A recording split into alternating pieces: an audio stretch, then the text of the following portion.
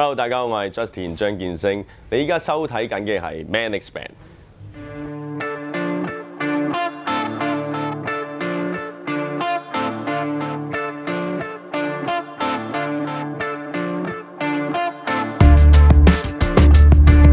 帶咗一個我認為好有 style 嘅嘢上嚟呢度咧，就係我一對係俾我做 gym 用嘅手套。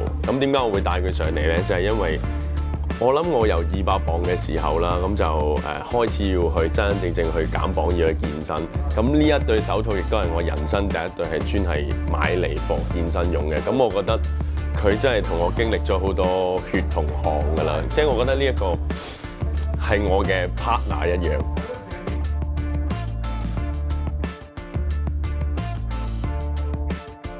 我依家入行係第4年嘅，我入行第1年我已經去到好盡㗎啦，係啊！我記得嗰陣時已經係一路向西嘅，係啊！咁我覺得作為一個演員唔應該去有任何包袱啦。你 day one 係想做演員嘅話咧，無論你接到咩角色翻嚟，你都係諗住我點樣去可以令到自己更加投入，點樣可以令到觀眾更加去明白我嘅角色所做嘅乜嘢。即係我覺得你作為一個演員，你嘅職責所在係要做呢度。如果你有一絲猶豫嘅話，就唔好做啦。我覺得。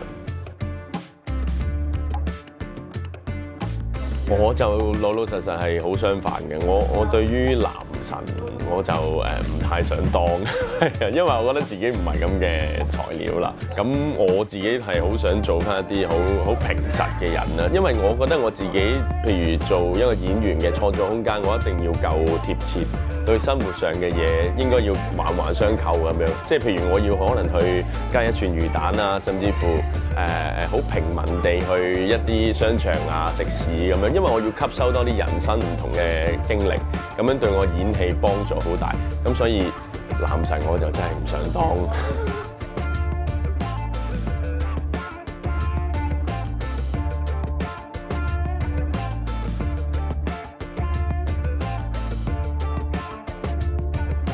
你依家收睇，哎呀點解？